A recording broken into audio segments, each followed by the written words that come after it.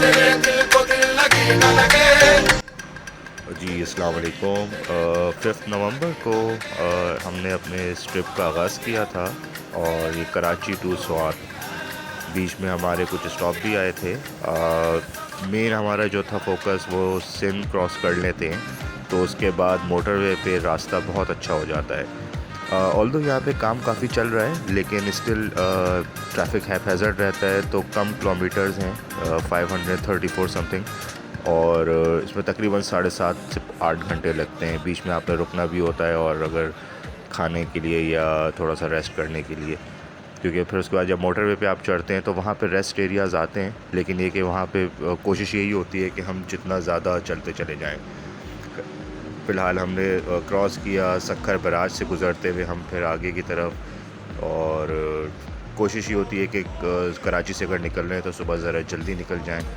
तकरीबन 5 साढ़े 5 बजे से पहले अगर निकल जाएं तो तकरीबन 12 बजे के करीब आप जो है सक्खर पहुंच जाते हैं। तो वहाँ पे अगर आप नमाज का ब्रेक लेना चाहें तो ब्रेक लेके, और इवन लंच करके भी फिर आप आगे निकल सकते हैं।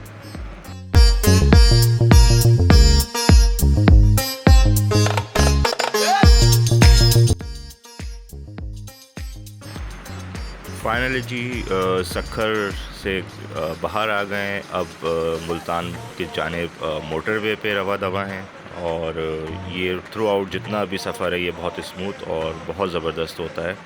बल्कि इसमें आपको अच्छे रेस्ट एरियाज़ मिलते जाएंगे। कुछ थोड़े फासले पे अराउंड 70 से 80 किलोमीटर्स पे आपको रेस्ट एरियाज़ मिलते हैं। इवन फ्यूल का आप रिफ़िल भी करवा सकते हैं, लेकिन हाँ, इस पे चढ़ने से पहले कोशिश करें कि जो भी पहला फ्यूल पंप आए वहाँ पे आप फ्यूल पूरा करवा लें, और फिर दैन वहाँ से मूव करें।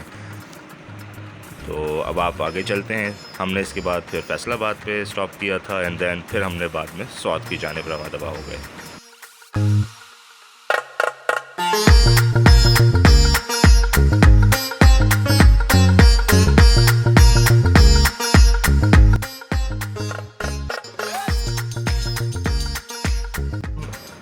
जी, अब हम इस्लामाबाद मोटरवे से आगे की तरफ इस्लामाबाद की जानिब बढ़ रहे हैं।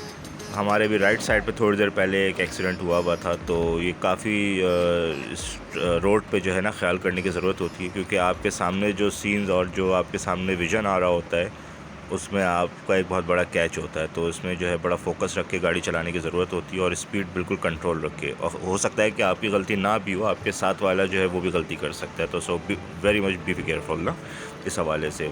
बाकी अब आप समझ लें कि अब आपको इस्लामाबाद ऑनवर्ड जो है अब बहुत ही ज़बरदस्त किस्म के नज़ारे नज़र आएंगे, और वाकई ये साइट सीइंग जगह है। अगर मैं कहूँ कि जी ये रास्ता तो बहुत छोटा था, लेकिन इसको काफ़ी टाइम लगा क्रॉस करने में, तो ये गलत नहीं होगा, क्योंकि हम यहाँ पे काफ़ी जगह पे रुकते गए और बहुत सी जगह देखते रहे।